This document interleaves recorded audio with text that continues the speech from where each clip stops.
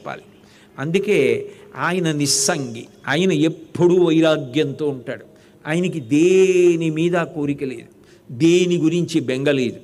అటువంటి వాడు ఒక్కడుట చచ్చిపోతావంటే ఏడవకుండా చచ్చిపోతానని తెలిసిపోయింది, ఈలోగా ఏం చేస్తే ఇక చచ్చిపోవలసిన అవసరం ఉండదు. అంటే మళ్ళీ చచ్చిపోవాలంటే మళ్ళీ పుట్టాలి.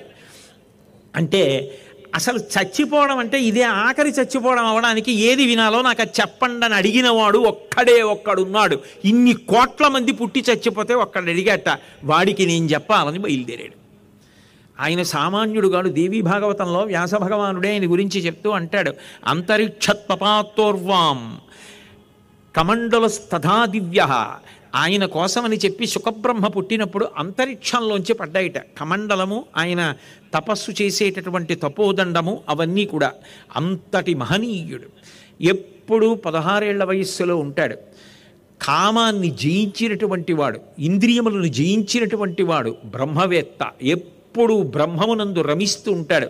శంకర భగవత్పాదులు ఒక చోట భాష్యం చేస్తూ అంటారు, కర్మ అనుభవించవలసిన అవసరం లేకుండా కేవలము జ్ఞానంతో పాపపుణ్యముల ప్రసక్తి లేకుండా వచ్చినటువంటి వారు ఇద్దరే, ఒకరు శుకబ్రహ్మ, ఒకరు వామదేవుడు.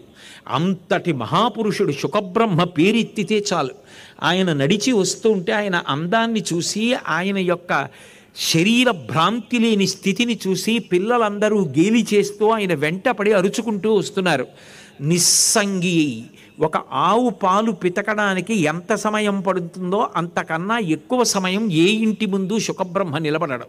ఎందుకని అంటే అలా నిలబడితే మళ్ళీ వాళ్ళతో సంఘం కలుగుతుందేమో, వాళ్ళతో అనుబంధం, వాళ్ళు మనసులో ప్రవేశించడం, మళ్ళీ ఏదో వాళ్ళు నేను ఓ అనుబంధం. ఎందుకు వచ్చింది ఇవన్నీ?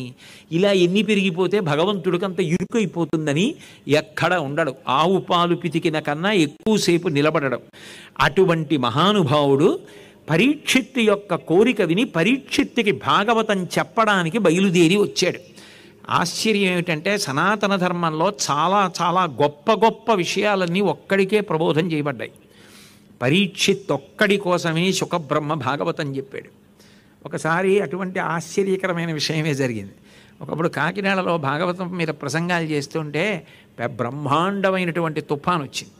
తుఫాను వస్తే నాకు అందులో నిర్వహించే ఆయన విశేషమైన జనం ఉండేవారు రోజు. ఆయన ఇవాళ బ్రహ్మాండమైన తుఫానండి, ఎవరు రావడానికి అవకాశం లేదు, అందుకని రేపటికి వాయిదా వేద్దామా అన్నారు. పరీక్షిత్తుకి చెప్పడానికి శుకుడలా అనలేదే. ఆర్తి కలిగిన వాడు ఉంటే నాకు ఒక్కడు చాలని పరీక్షిత్తు కోసం చెప్పాడు. మీరు కూర్చుని వింటారా? చెప్తానన్నాను. నేను కూర్చుని వింటానండి, ఇక్కడే ఉన్నాను అన్నాడు. మీరు కూర్చోండి చెప్తానని ఆయనకి మా ఆవిడికి భాగవతం ఆ రోజు చెప్పేశాను నేను. ఎందుకంటే శుకబ్రహ్మకే అక్కర్లేంది నీకెందుకు, అక్కర్లేని లంపటం. కాబట్టి మహానుభావుడు పరీక్షిత్తు కోసం పరిగెత్తుకొచ్చాడు. ఎవరో ఉంటారు యోగ్యులు, వారి కోసం పంపిస్తాడు పరమాత్మ.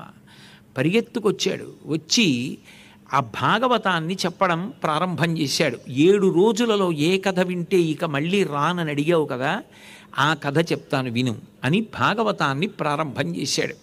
ఆ శుకబ్రహ్మని చూడగానే ఆయన పాదాల మీద పడి నమస్కారం చేసి అర్ఘ్యపాద్యాలిచ్చి గౌరవించి, మీ వంటి మహానుభావుడు వచ్చి భాగవతం చెప్తున్నాడు, నాకింతకన్నా భాగ్యం ఏముంటుంది జీవితంలో, చాలు మీ దర్శనం చేతనే తరించిపోయానని పరీక్షిత్ ఆయనని గౌరవించి కూర్చోపెట్టి అత్యంత శ్రద్ధాభక్తులతో వినడం మొదలుపెట్టాడు.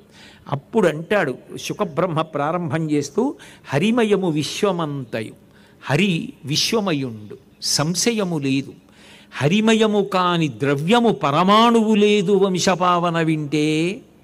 వంశాన్ని పావనం చేసినవాడా పరీక్షిత్, చనిపోతానంటే బెంగ పెట్టకుండా ఏం వినాలని అడిగావు. ఎందుకంటే భాగవతంలో ఒక విచిత్రం ఉంది. 7 రోజుల్లో చచ్చిపోతామని పరీక్షిత్తుకి శాపం. 7వ రోజున చచ్చిపోతావంటే నేను మళ్ళీ చచ్చిపోకుండా ఉండడానికి 7 రోజులు ఏం విన్నని అడిగి శాపం ఇచ్చిన వాడికి కూడా ప్రతిశాపం ఇవ్వని వాడు పరీక్షిత్. కంసుడికి అష్టమ గర్భంలో చచ్చిపోతావని అశరీరవాణి. అష్టమ గర్భం అంటే కనీసంలో కనీసం గర్భానికి ఏడాదిన్నర వ్యవధానం ఉన్నా 12 ఏళ్ళు సునాయాసంగా బతుకుతాడు. 12 ఏళ్ళు బతుకుతావురా అని చెప్తే ప్రతి క్షణం చచ్చి చచ్చి చచ్చిపోయి బతికినవాడు కంసుడు. భయంతో చచ్చిపోతానని చచ్చిపోయాడు. అంత భయపడ్డవాడు కంసుడు.